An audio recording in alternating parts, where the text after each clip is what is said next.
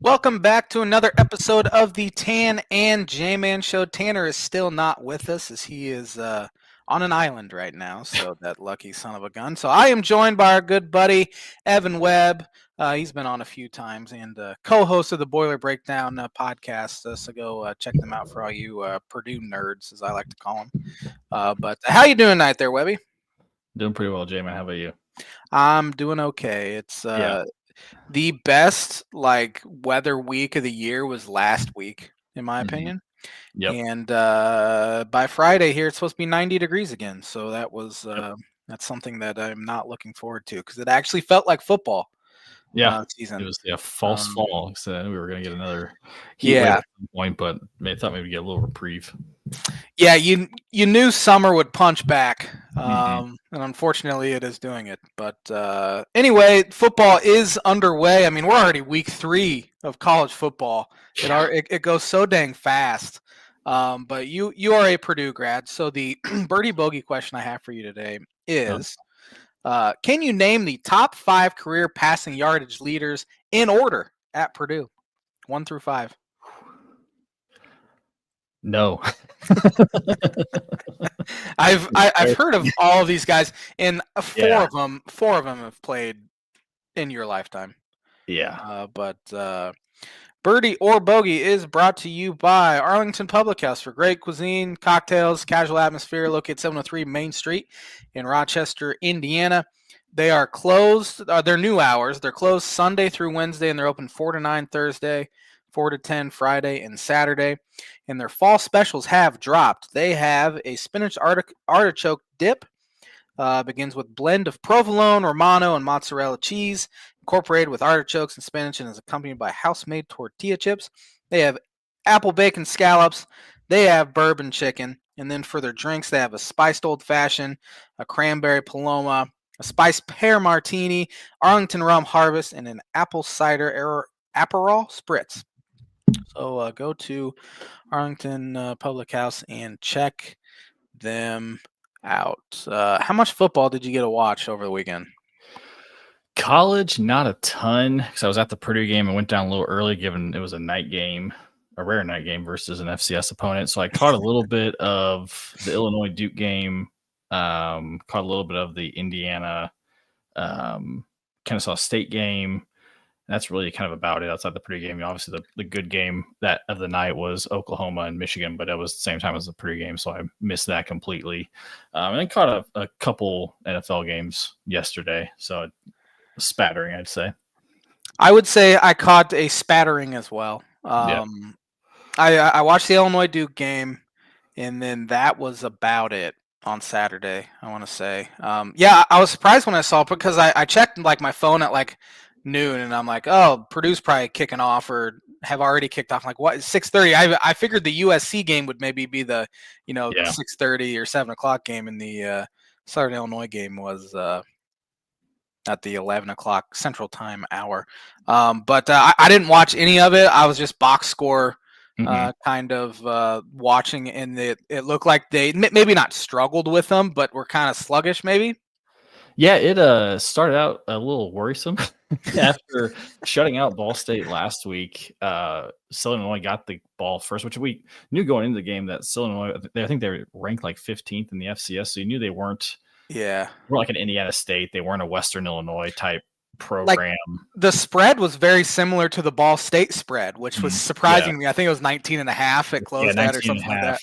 Yeah, and so I kind of had I figured they were going to probably be better than Ball State. No offense to Ball State, but just there was some roster continuity and all that. And I know apparently last year they were so injury ridden that they had to pull someone off the grad staff to play quarterback per game. But their quarterback was pretty good, gave Purdue some trouble. Yeah, the first Illinois got the ball first and drove down the field and scored, which was a little shocking after Purdue had shut out Ball State. And then Purdue was able to answer. And then Illinois drove down in about 3 plays and scored again. And it was like, okay, this may not be the blowout we were hoping for. But Purdue answered to yes. So the first 4 possessions of the game were scores. And then from there on, Purdue only gave up 3 more points. They definitely made some adjustments, which is a lot better than what we could say of last year's team. Devin Mockabee was a workhorse. He ran the ball. I meant to pull up the stats. He ran it like 32 times. Yeah. Averaged around like at one point he was averaging 6 yards a carry. Purdue just kind of out. It wasn't like the blowout you were hoping for, but I mean, what was nice from a Purdue fan standpoint was that they got hit in the mouth early, but they made adjustments, and from there on, Southern Illinois couldn't do a whole lot. Part of it was they just weren't as good, but too, I thought Purdue made some good adjustments and kept them. And they caught some breaks, couple pass interference penalties that kind of kept their first 2 drives alive. But I thought their coverage was pretty well. They forced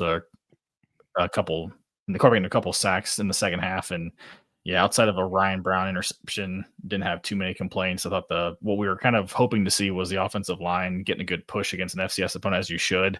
They didn't really get one against Ball State, but Ball State was also packing the box with 7 to 8 guys, so they really didn't get a rushing game you were hoping for, but they had no trouble against Southern Illinois. So, it's rare to hear a school like a Southern Illinois at an FCS level have actual continuity, especially in today's portal landscape and NIL landscape. It's got to be hard, especially for a team that came into the year ranked 15th or wherever they were in the FCS, to have all those guys return is pretty incredible, especially with, Purdue has 60 newcomers or something like that, at least 82, 83 new players. It was undersold it. Yeah. But even like you head in, you play USC at home on Saturday, and then you have Notre Dame the very next week. Even though it is a Southern Illinois and you should be able to handle them, it's not the worst thing in the world to have a little bit of adversity, especially at the start of games, to kind of overcome that. And that, and we've talked about this a lot. Indiana's playing no one, and they've looked thoroughly unimpressive so far against these no ones. Kennesaw State and who they play week 1? Old Dominion. Yes. Week 1. Yeah. And now they have Indiana State. So they're bad. and they're real bad. So Indiana will have very little adversity, and they'll have to face a likely top 10 Illinois team. So that's the issue I have with not challenging yourselves in the non-conference, is you don't learn a whole lot about your team during those 3 games. I know their head coach, whose name is escaping me for some reason right now, Cignetti. He's like, well, I'm just doing an SEC type schedule sort of thing, which is funny. I'll give him that. Good. Yeah. But you just don't learn anything about your team when you're playing in Indiana State. And then Big Ten play side, it didn't hurt them last year because they had a very soft landing into Big Ten play up until really about week 11, it seemed like. But just having a little bit of adversity. Purdue's non-con every single year feels like it's brutal for football. Now that Notre Dame's back on the schedule, it's even more so. But it seems like they're playing Power 4 opponents every single year. Yeah, which I like. It depends on the year. Obviously this year and last year would have been probably nice to have the 3 cupcakes, but last year wouldn't have mattered anyways. We came out of the Indiana State game last year thinking this Purdue team's like pretty good, and then all of a sudden 66-7 happens against Notre Dame, so that really didn't matter. But I've always kind of been a fan of. I like playing Notre Dame despite never winning, just from growing up in the rivalry. I know Tanner's talked about like having maybe like an FCS, a MAC level school, and then either having, for Purdue's standpoint, like either Notre Dame if we can get them, or maybe like a peer program, Power 5 or Power 4, I guess now for football. Just to, I think it draws people. It makes the game more interesting. I know Purdue opened up a couple years ago with Oregon State. That was awesome, just from like this team you don't really see a whole lot. Versus, I've seen Purdue open up with Middle Tennessee State, Indiana State, quite a few times, and obviously it's nice to win, but it's also fun to see some teams that you maybe not typically see from a Power 4 standpoint. Yeah, and you say like peer programs. Illinois did that to like the max because they like schedule. I think it was 4 home and homes. They did it was Virginia, Kansas, and Duke were the 3. So those are as peer programs as you can get for Illinois football. I think North Carolina might be the other one, which North Carolina is much better, has been much better. Yeah. But it is fun to kind of see them play teams they don't get to play all that much at the power conference level.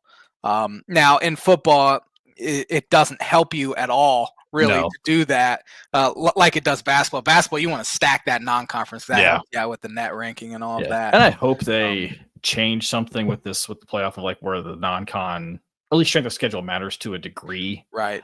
Especially with unbalanced scheduling you get in conference play with some of these teams of not playing, you know, like you just brought up Indiana. Last year they played Ohio State. They didn't play Oregon. They didn't play Penn State.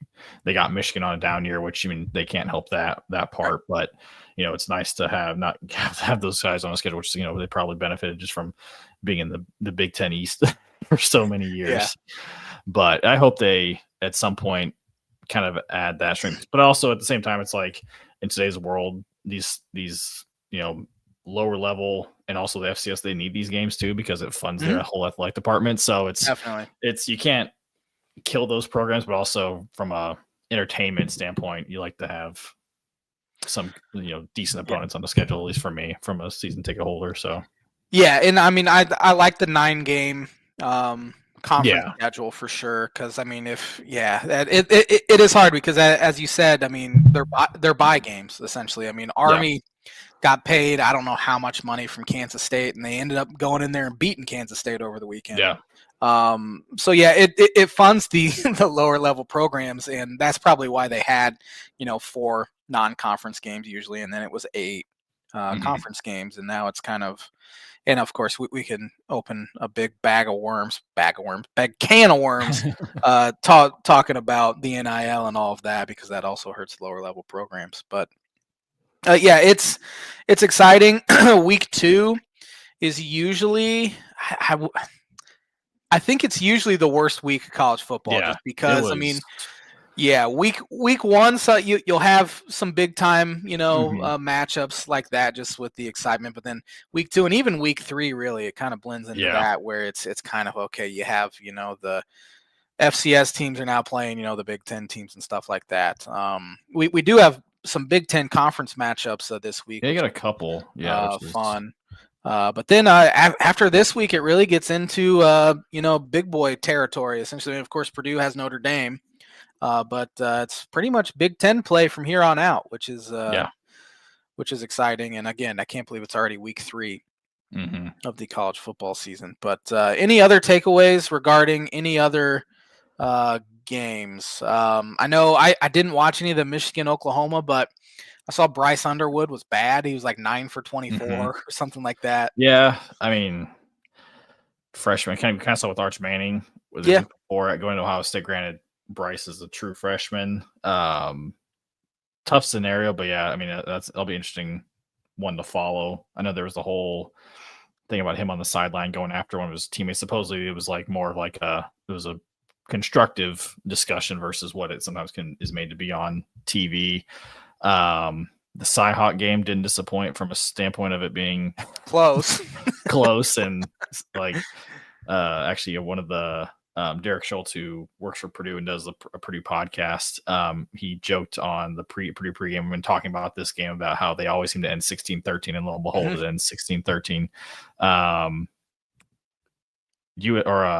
UCLA is really bad. Yeah, I think they're Northwestern's pretty bad. Northwestern's bad. I think they're the 2 worst teams in the Big Ten this year.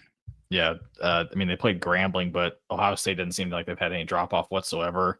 I was talking to one of my reps he's an Indiana grad, but he's a huge Ohio State fan, and he was like, I think he said they were favored by like 55. He's like, yeah, I wouldn't touch that bet at all. And then this morning we're like, wow, we should have done it because they won by 70. Yeah, what was it? Julian Sayin, I think, started out 18 of 18, which was an Ohio State record to start out a game completions. Yeah. So my hope of their freshman QB not being good is proven to be false. And not a whole lot around the Big Ten. I mean, people kind of took care of who they were supposed to for the most part. The biggest upset was probably South Florida over Florida. Yes. In the swamp, I mean, you have a directional school in your same state. That's a bad loss for Florida, and that might be the nail in the coffin for Napier. Coming into the year ranked wherever they were, top 20 at least.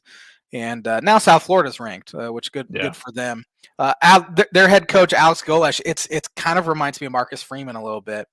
So Freeman was at Purdue when they were awful under Hazel, correct?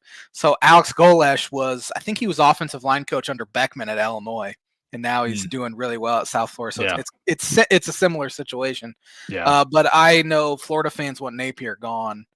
They had a lot of hope. Yeah, they say he saved his job last year. DJ Lagway did. But I think I saw today, I think based off the AP poll today, they have the hardest schedule for the rest of the season. So. Yeah, their next 4. I'm gonna go look up their schedule real quick because I saw it today, and their next 4 is just brutal. Let's see here, Florida. They have at LSU Saturday. They have at Miami the next Saturday. Then they're off. Then they have Texas. Then they have at Texas A&M. Yeah. So I think if they lose these next 2, I think that bye week is probably that might be Napier's going away party. they have 2 bye weeks. Week 9's bye week. Yeah. They get a host Mississippi State, but Mississippi State just took it to didn't take it to them, but they beat Arizona State. Arizona State, yeah. Then they have a bye, and then they have Georgia at home, at Kentucky, at Ole Miss, then Tennessee and Florida State at home. There's a realistic chance they could go 2-10. I don't think Napier's going to survive 2-10. No, he may not even survive. The second bye week. I mean, it's the SEC. I mean, as much as the Big Ten is, kind of trying to make a statement, but it's still the SEC is just an absolute gauntlet. The crazy thing is they ran Dan Mullen out of town, and I think he was 32-14 there or something around there, where Napier's 20-20. So it's one of those. Be careful what you wish for. I understand why. I don't really understand now that I say that why they ran Mullen out of town, because he had a pretty good first 3 years, and his 4th year was kind of His 5th year was solid, but it's not good enough. But I mean, just be careful what you wish for. We've seen it so many other places. Nebraska, they haven't. Nebraska, exactly. They haven't touched Pelini's record since he left, so they fired him. I'm trying to think any other top 25 teams that played halfway decent, or Vanderbilt whooped Virginia Tech. They're not ranked though. Alabama. Oregon took it. Oh my gosh. Yeah. This has to be it for Gundy. I mean, what was it? 69-3? Was that the final score? Yeah.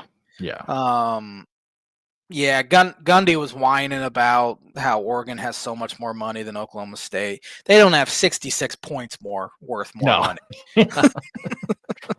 It's time for a splitting of ways there in Oklahoma. Clemson struggled out the gate with Troy. That was one that I know the game was delayed, I think, for weather or something. But I was trying to follow that game, and I think they were down 14-0 to start or something like that, and kind of clawed their way back. It was I think it was 16-7 in the third quarter at one point, and then they ended up scoring 20 unanswered or something. When I was listening to watching the Illinois game, the ESPN guy said it's a name your score kind of day for Penn State, and he said that, and it was midway through the second quarter, and it was 7-0. How is that a name your point game if they're already struggling? And they ended up winning 34-0, but they were real sluggish. There it was kind of rainy too. Wisconsin struggled with Middle Tennessee for about a half, and then ended up pulling away. Baylor upset SMU in double overtime. Yeah, it was a great game. Syracuse found a way to beat UConn. UConn was winning the whole game. Syracuse took the lead, then UConn tied it, and it went to OT, and Syracuse ended up winning. And after the game, Syracuse coach Fran Brown made the team run sprints. It was funny how many people stayed and watched them run sprints. He was not very happy. Michigan State won a barn burner in double overtime too, 42-40 over Boston College. Tennessee's offense looks incredible, so you got to think Nico probably had what's the problem there? Yeah, definitely. They've put up. I mean, obviously they played nobody, but they've put up some points. It'll be interesting to see. Ole Miss went into Kentucky and won a good one, 30-23. Texas, as we said, Arch Manning had a bounce back game. I wonder if this for them. has got to be not fact checking it, but it has to be a record for like ranked teams scoring the most points in a week because Ohio State had 70, Oregon had 69. I mean, Illinois Tennessee put up had 40, 72. yeah, Illinois put up 45. Florida State had 77. I mean, Indiana had like 56 or something. Alabama put up 73. Utah 63. Yeah, Texas Tech 62. Like that's gotta be. Yeah. Here's an interesting one. BYU blew out Stanford 27-3, and there was video of Andrew Luck on the sideline after like the third pick. He's just like, "What'd I get myself into?" Yeah. But Frank Reich is their coach, isn't he? Yeah, at least for now. Interim, yeah, interim, yeah. On an interim basis. Well, anyway, you want to go through and pick our Big Ten games with confidence points.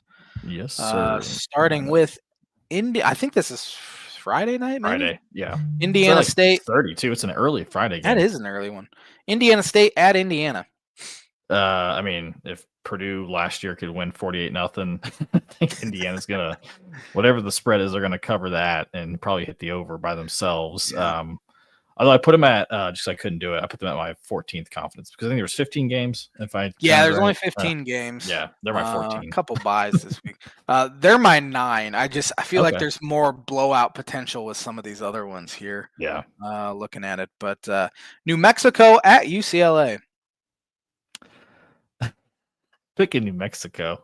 Oh man, that bad, huh? Yeah, but for 2, just it's getting bad there. I took UCLA, but only for 1, so I'm not that far off from where you are. Because they look like the worst team in the Big Ten. I mean, Nico Iamaleava looks awful. I mean, they got whooped by UNLV. Yeah, that was embarrassing. Yeah, they did.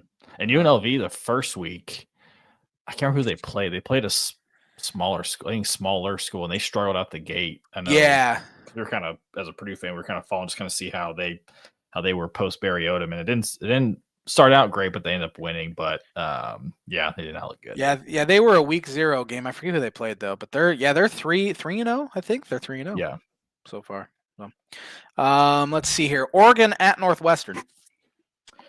I have Oregon for 10. This is the Big Ten Network kickoff game, or whatever they call their stupid pregame show that I never watch. What is it called? Do you know what it's called? For the Big Ten? No, yeah, I don't either. I know Big Noon kickoff for Fox. Yeah. I don't know what the Big Ten maybe, was called. Is it Big? I think it's Big Ten Tailgate. Is that what it's called? Oh, yeah. So this is the Big Ten Tailgate this week. I'm taking Oregon for 13. Let's see here. Central Michigan at Michigan. I have Michigan bouncing back for 9. I have Michigan for 4. I don't know why I only have 4 on them, but looking at the rest of the game, it makes sense. Michigan for 4. Wisconsin at Alabama. Oh man, both teams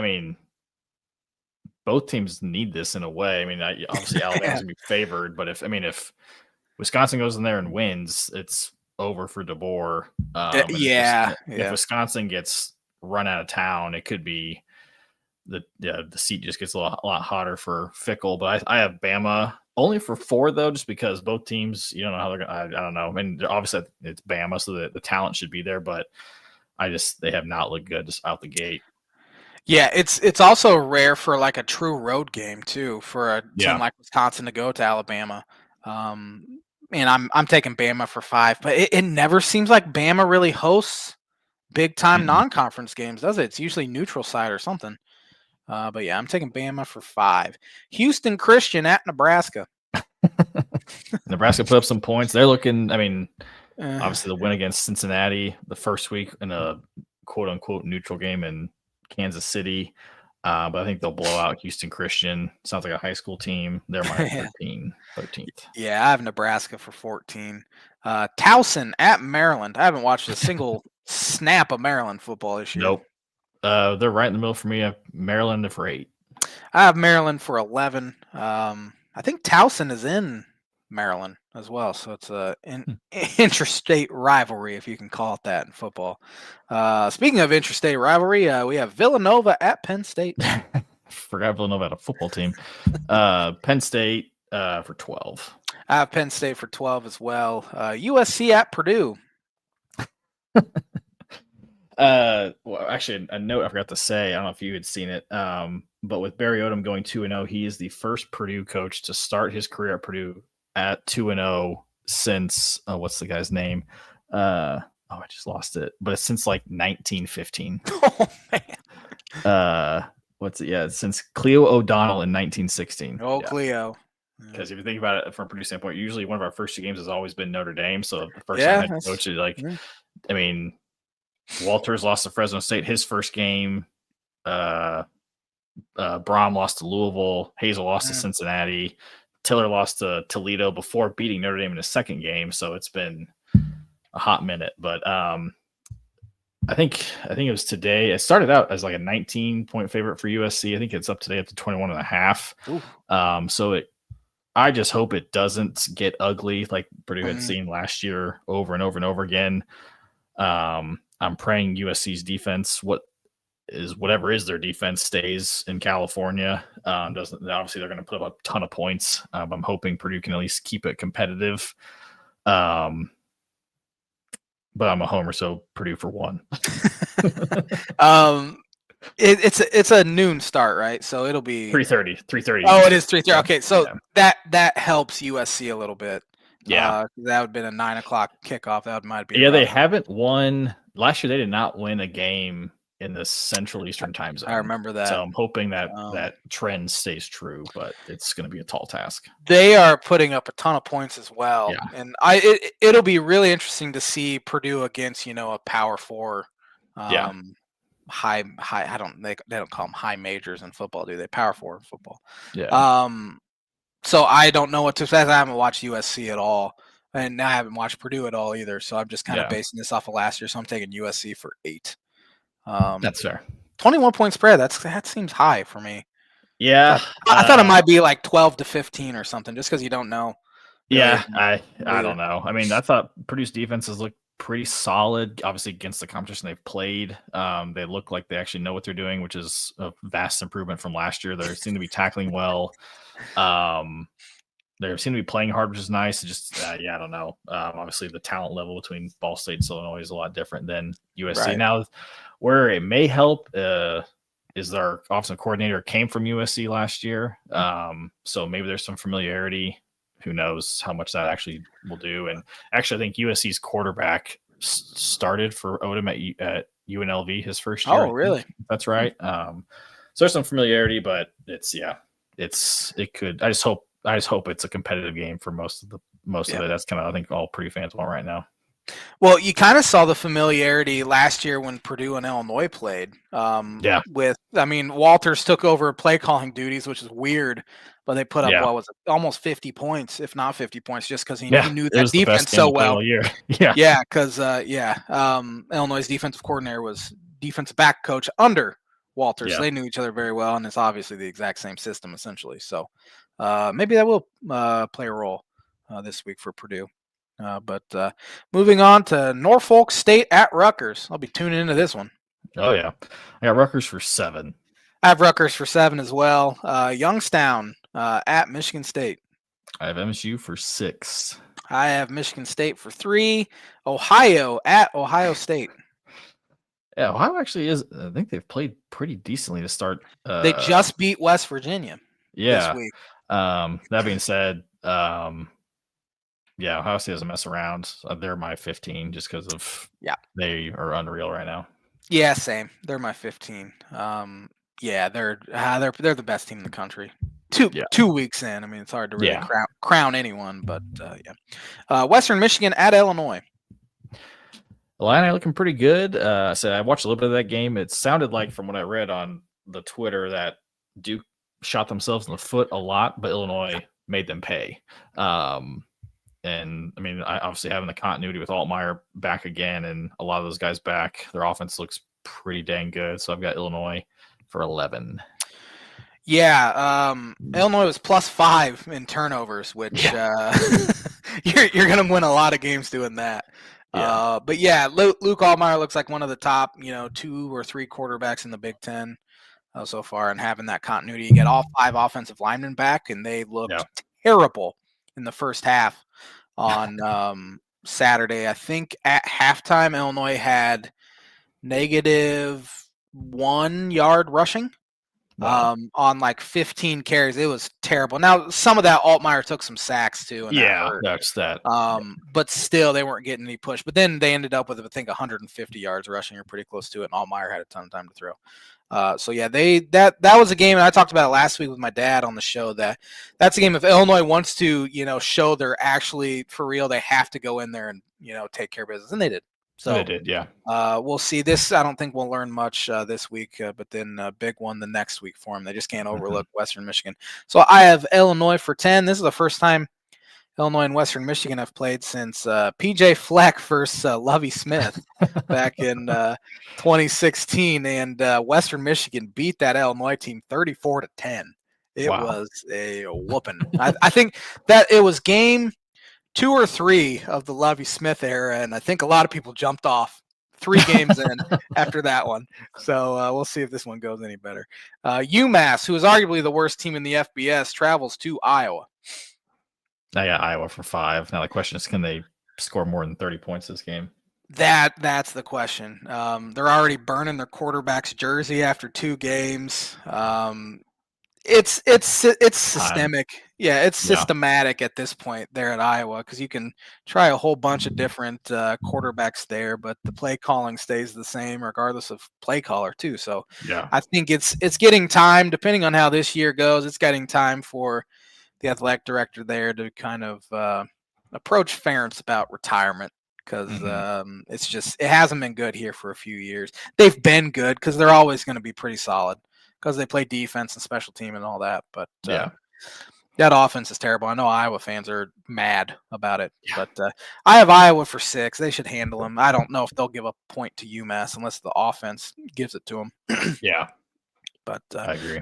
Last one here, a fairly intriguing matchup. We have Minnesota at Cal. This one was, when I was picking these games, like I was in the process of picking a lot of home teams. I think this was one that fell victim to that. So I picked Cal for 3. I know nothing about Cal, but just the fact that Minnesota's got to travel the distance, and I just don't like PJ still. So that's why I'm taking Cal. I'm taking Minnesota for 2. I don't know anything about Cal either. I think they're 2-0 to start the year, but I don't think they've really played anyone either. Minnesota hasn't, and they were up. Well, was it 63-0 at halftime against Northwestern State, or 56-0? So again, like traveling west to an ACC school. yeah, that's a weird one. I keep forgetting they're in the ACC. Yeah, I keep thinking Stanford, they're an independent, because they're out there on the West Coast. But that'll do it for week 3 of the Big Ten. Top 25 matchups. Honestly, a lot of the top 25 teams are in the Big Ten. And is there an actual top 25 match? We have South Florida at Miami on the CW. Probably the biggest game in CW history. Yeah. I'm trying to find here. I'll take your Canes. They're 17-point favorites. I don't think the South Florida Magic will last too much longer. No. Give me Miami. We have Florida at LSU. Brutal. Yeah, this is, I think, the game where LSU fans, for tailgating, they grill up Gator for tailgates. I think LSU takes it to them. Yeah, LSU struggled with Louisiana Tech a little bit. I think they won 23-7. I'm sure old Brian Kelly there was not very happy with them. So I think, that's a rough one for Florida after a very bad home loss. So give me LSU. The game of the week, I would say, is Texas A&M at 0-1 Notre Dame. Notre Dame's had a week off since that loss at Miami. I thought they still looked pretty dang good despite the loss, unfortunately. Yeah, they did. So I'm gonna take Notre Dame in a close one just because it's at home. Yeah, it's weird to have a week 2 bye game or bye week. For Notre Dame, and I mean 14 days to prepare. I don't know if that's 13 days to prepare.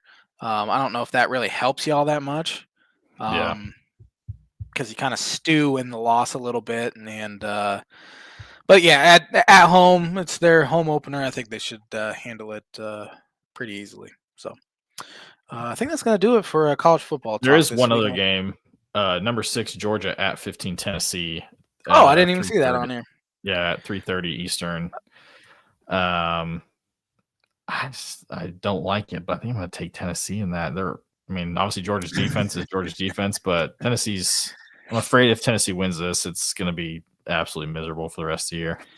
It's going to be miserable for the rest of the year, regardless they win this Yeah. or not. But give me Georgia just to be different. Yeah. Give me the road team because I don't know if Tennessee has really proven they can win these huge matchups anywhere. Yeah. So hopefully for your sake, Tennessee loses. But yeah, that's going to do it for college football. Moving on here, I'm going to do on this day real quick to educate you on the happenings of the sports world on this day. Let's see. It's a bad week for on this day. On this day in 1955, the Brooklyn Dodgers clinched the NL pennant, which was the earliest clinching of a National League pennant ever. That was back when you didn't have playoffs back then. You had one team in each league, and you played in the World Series. That's it. So Dodgers had the best record in the National League, and they made the World Series. It's like the BCS championship. Yeah. On this day this is a terrible week. Which is surprising given. Yeah. Maybe it's because it's regular season football. They don't have a lot on here. A lot of women's tennis. On this day in 1972, Chicago Cub legend Fergie Jenkins won his 20th game for the 6th consecutive year. It's getting to the point where I don't know if we'll see too many 20-game winners ever. No. Anymore. And now he did it 6 straight years. That was back when he was throwing about 350 innings. Yeah. Of course, those guys were throwing about 78 miles an hour back then. Their arms lasted a little better. On this day in 1973, Hank Aaron set a record for most home runs in one league. That's a stupid stat. 733. Played his entire career in the National League. Of course, 733 though. I mean, Ruth had 714. How did he just set it? Did he keep breaking his own record, and that's why they put it on here? Right. Yeah. That's the only way that could happen. On this day in 1980, Fergie Jenkins in here again. He was suspended indefinitely after being arrested in Toronto for possession of drugs. On this day in 1985, Cincinnati Red, Pete Rose tied Ty Cobb for the hits record. Both of those guys are very, very good men. On this day in 1991, Buffalo Bills quarterback Jim Kelly passed for 6 touchdowns against the Pittsburgh Steelers. Wow. It's a pretty good day.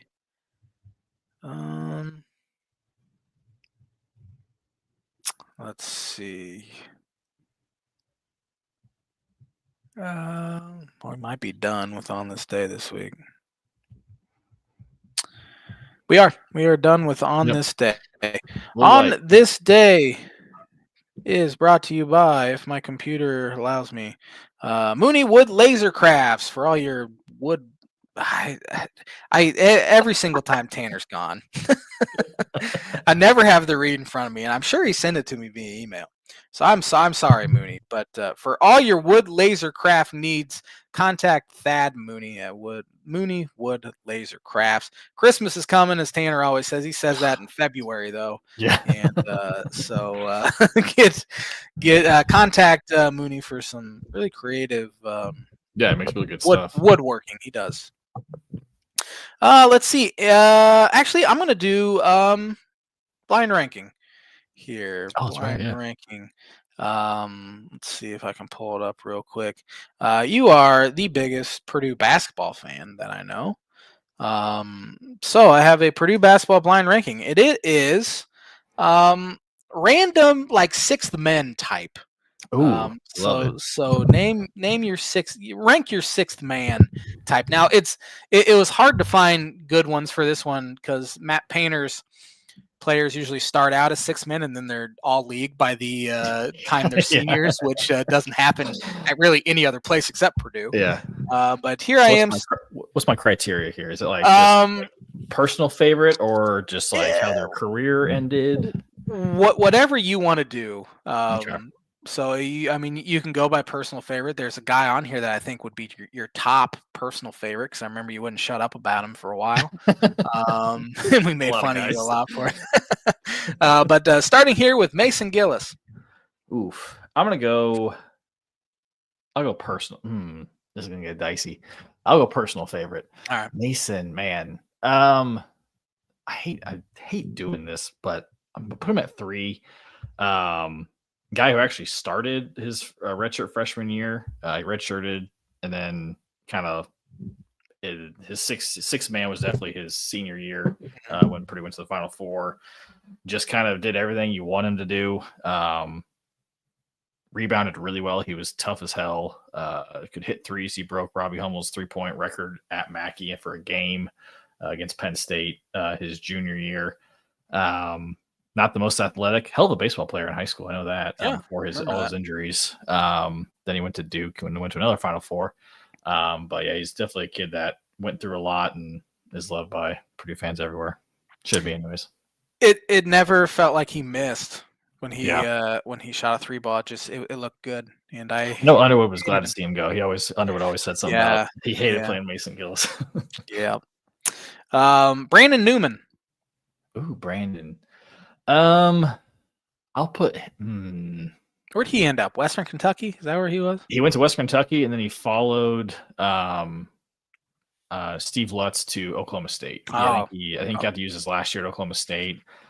Never really. I mean, his freshman year was the COVID year where no one was in the stands. He played really well, showed a lot of promise, and then kind of the emergence of Jaden Ivey that year.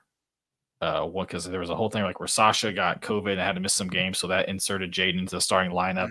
And then Sasha came back and Painter wasn't going to sit Sasha, so someone had to go to the bench. And it was Brandon Newman. I feel like just after that, like just kind of was never the same. There's one year he hardly ever played, then kind of had a showing in the Big Ten tournament and kind of kept Purdue alive in it. But yeah, just kind of had a lot of showed a lot of promise, but just I don't know if it was a mental thing. I know he had a lot of personal stuff happened in his life. I know his dad died of COVID during that whole mess. So that was probably something, but I'll put him at 5 just because he didn't end his career at Purdue. That's fair. I always forget Ivey and Newman came in together. Yeah, it was Newman and Gillis came in together. That's right. Newman and they both redshirted. Yep. Yeah, that's right. But yeah, it is interesting you said that because it did seem like that first half of the kind of the COVID year, Newman was kind of their guy, like the freshman, man, this guy's gonna be good. And then second half, it was all Ivey. I mean, he hit that huge buzzer beater type shot at Ohio State. Yeah. Hit a bunch of big shots, and he kind of just took over. Number 3 here, your boy Aaron Wheeler. He was my boy. Man, this is tough. Yeah, a guy who, again, his freshman year was the 2019 year where Purdue was a stupid play away from going to a Final Four. Him along with Eric Hunter, Sasha that year as well, but Wheeler definitely kind of shined in the last half of the year. Was kind of that guy that I always wanted Purdue to have, of like that 6'8", bouncy guy who could shoot really well. I know Dan Dockage was comparing him to like Kevin Durant after that year. And he just tanked after that. Ended up transferring, went to St. John's, never really did a whole lot there. But it's cool to see him. He still comes back. I know he was like in the stands for that Final Four run in like the Purdue section. So that was cool to see him come back. It was kind of those things where it was just, the writing was on the wall, and there wasn't any bad blood when he transferred.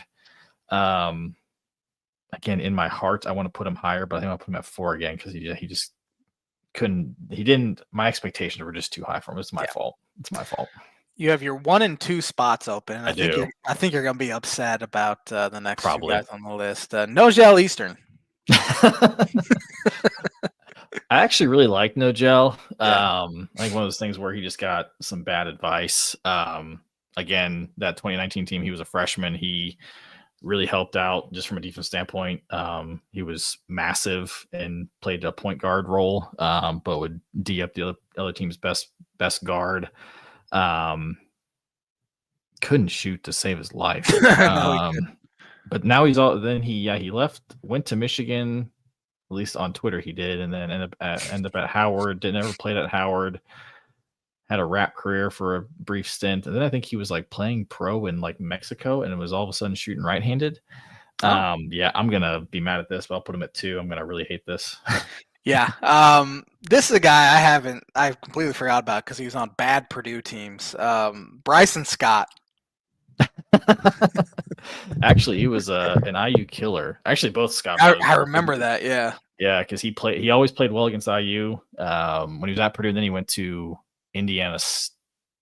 He went to One of them went to IPFW. Yeah, he went to IPFW. His brother was at Indiana State, and then Bryson went to IPFW.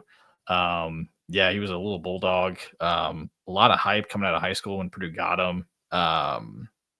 And yeah, just didn't. It was just that whole run of Purdue awful teams. Were you with Tanner and I? You were with Tanner and I, right? When we went up to that Fort Wayne holiday tourney back in like 2010. I think he was a sophomore. James Black or one of the Blackmans hit a buzzer beater for Lure. I think he was with Lures. I went to one of them. I think we saw Juan Marrero play, maybe. Did we see him play for one of those we teams? saw him play against CMA. Because he was at Bowman. Maybe for some reason I thought you were with us. I was with Tanner anyway. Yeah. And we went and saw he and his brother played in this, or maybe they didn't. Maybe it was, well, I know Rafe Davis played in this holiday tournament because we kind of went to see Rafe Davis. Oh, that's right. Yeah, I don't think I went to this because I remember hearing the story. Okay, yeah. My old boss sees Kramer. I don't think Payne was Kramer. Yeah, Kramer goes, you better get him to play some defense because Rafe Davis had played no defense at all. Played lick of defense, and then he ends up two-time defensive player of the year or something like that. So we always credit him. If I were to re-rank, Gillis 1.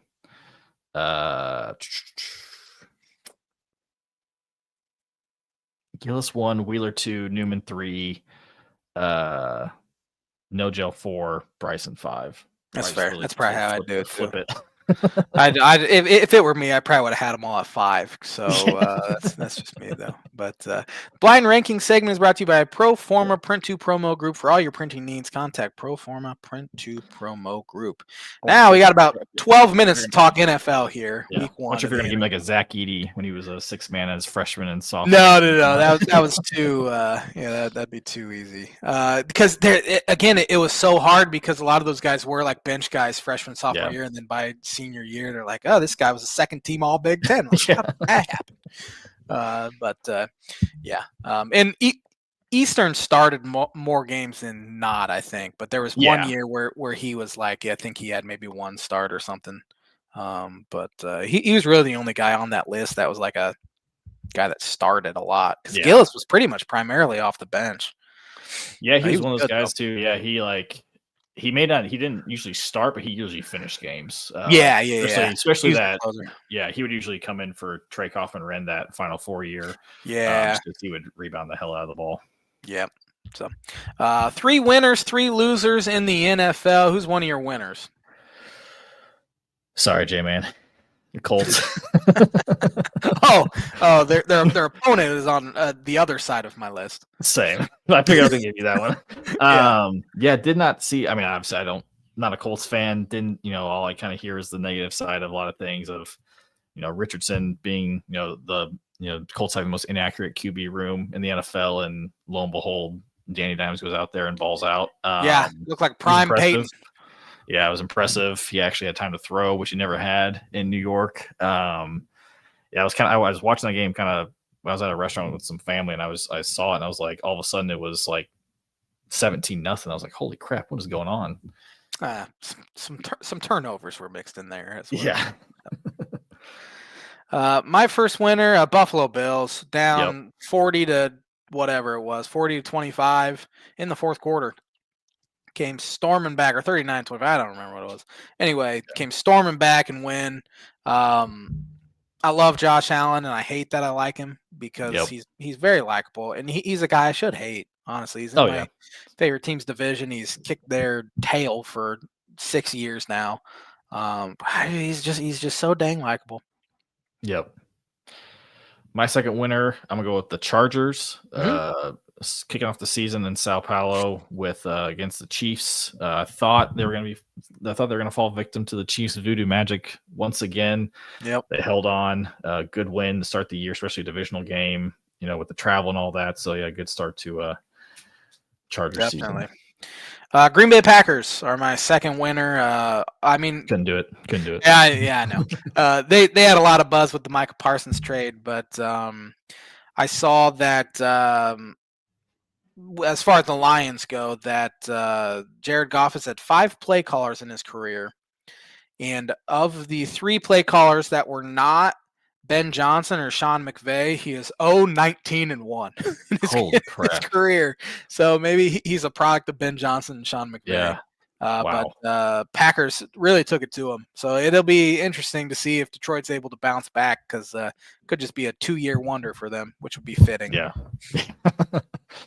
Last one, a couple different ways here. I'll throw T-Dog a bone here. I'll give it to his Broncos. Absolutely not. Probably didn't deserve to win some of that game the way they played, but their defense stepped up huge. You see, I know Bo turned it over a few times, and it's hard to turn it over that many times in the NFL and still win, but that defense, did with that. The defense was really good and held firm. So there you go, T-Dog. My last winner, Pittsburgh Steelers, going into New York, hitting a long, I think it was a 60-yard field goal, 60-yard field goal to win it, and then got a big stop late. Aaron Rodgers played the best he'd played in probably 3 years. And it was pretty funny. It happened in New York. Against the budget. I thought Justin Fields looked pretty good, and good win for the Steelers. They needed that one. 3 losers. Starting off, Giants. Only note I have in there is just Russell Wilson sucks. He's not good.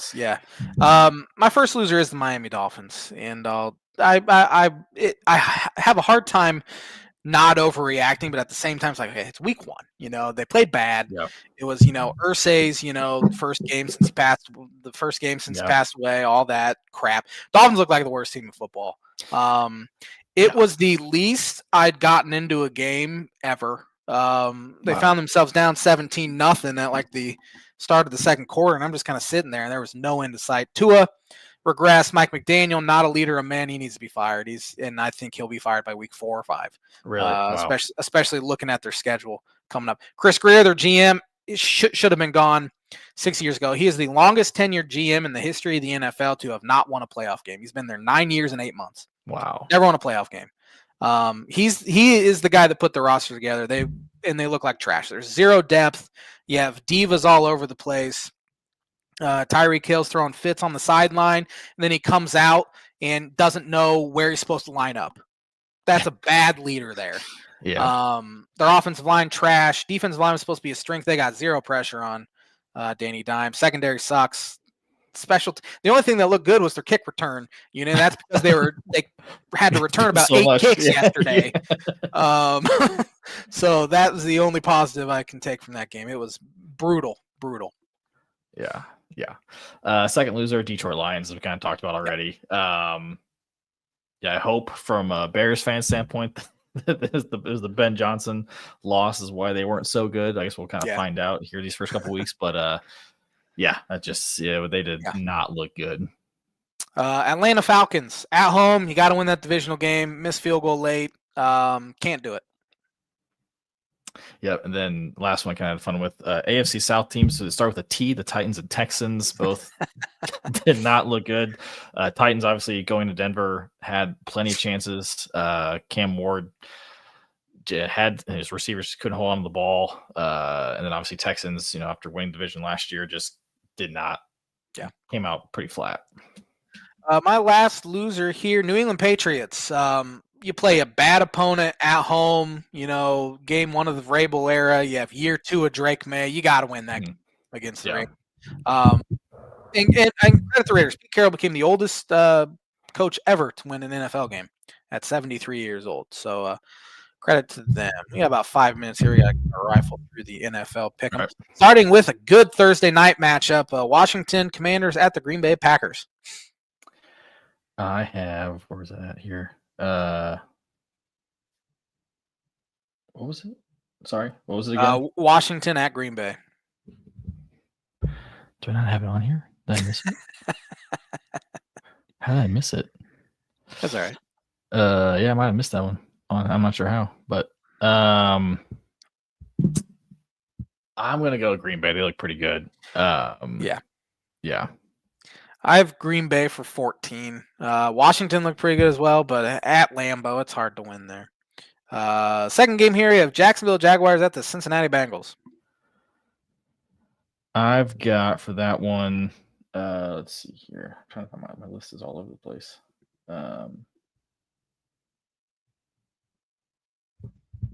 What is going on here? My list is all messed up. What was your pick? I have the Cincinnati Bengals at 15. I have Bengals. I put them at 8. I guess little did I know about the NFL, but I was like, yeah, I just wasn't sold on Bengals, and so we'll see. They look bad against the Browns. They found a way to win, but it was uninspiring. The New York Giants at the Dallas Cowboys. I have the Cowboys for 16 just because the Giants are bad. Yeah. Cowboys look pretty good despite losing to Philly on Thursday. Thursday. That was. Yeah, it was Thursday. Yeah, it's Thursday. Yeah, so I think just the Giants are just bad. Obviously, being a divisional opponent. Yeah. I have the Cowboys for 13. I think they bounce back. Chicago Bears at the Detroit Lions. It's hard to pick this game after not seeing the Bears. That's why I have the Bears for 1 for that exact reason. I have the Lions for 9 for that exact reason. The LA Rams at the Tennessee Titans. I have the Rams for 13. I have the Rams for 6. It's Titans didn't look good, and the Rams were okay, but it's tough for LA teams to go out east though. Although I think it's Nashville Central Time. I don't know. Yes, they are. I thought they were. New England Patriots at the Miami Dolphins. I have the Patriots for 3. Yeah, that's how bad the Dolphins looked on Sunday that I wouldn't pick them either, but I am picking them. This will be the J-Man's Book It Prediction of the Week. J-Man's Book It Prediction of the Week is brought to you by Travis Watchering Insurance Agency for life, home, auto, business, renters, workers, common, farm insurance. Contact Travis 219-869-4561. Book it. Dolphins for 3. Niners at New Orleans Saints. I have the Niners for 11. I have the Niners for 12. Let's see here. Buffalo Bills at the New York Jets. Bills. I made this before the game was over. I probably would have bumped it up. I got Bills for 14. I have Bills for 11. I did as well. I think I would have bumped that up too. Yeah. Seattle Seahawks at the Pittsburgh Steelers. I have Steelers for 10. I have the Steelers for 10 as well. Cleveland Browns at the Baltimore Ravens. I have Ravens for 15. I have the Ravens for 16. Denver Broncos at the Indianapolis Colts. I have the Broncos for 9. I have the Indianapolis Colts for 1. I think the Broncos were very unimpressive. Bo Nix looked terrible on Sunday. I didn't watch though, so that's box score surfing. Let's see here. Carolina Panthers at the Arizona Cardinals. I have the Cardinals for 4. I have the Cardinals for 8. Philadelphia Eagles at the Kansas City Chiefs. I have the Eagles for 2. I have the Kansas City Chiefs for 5. On this day, good Lord. Atlanta Falcons at the Minnesota Vikings. I have the Vikings for 5. Again, hard to tell after not seeing the Vikings, but it's the Falcons look bad. I have the Vikings for 2. Again, it's hard with the Vikings not playing yet. Tampa Bay Buccaneers at the Houston Texans. Bucks for 6. I have the Houston Texans for 4. And last one here, LA Chargers at the Vegas Raiders. Chargers for 7. I have the Chargers for 7 as well. Last thing here is to do birdie or bogey. Can you name the top 5 career passing yardage leaders at Purdue in order? Okay, I'm gonna go with number 1, Drew Brees. Yes. Number 2, is it Curtis Painter?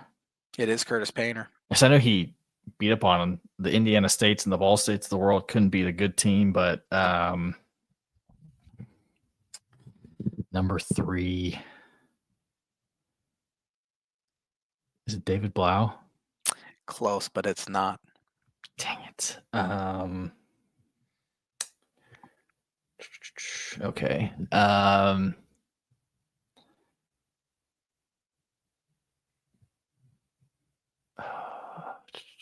This is the only guy I really hadn't heard of. I'd heard of him. Okay. Was it Mark Herman? It was Mark Herman. He was third. My dad had a class with him when Mark Herman was a freshman. He was a big time player back then, like coming out of high school. And my dad always has a story with the guy. They were taking attendance, and the professor said Mark Herman, and the whole class turned around and looked at him because they're like, "Holy crap, Mark Herman's in our class." You said close, so was David Blau 4th? He was 4th.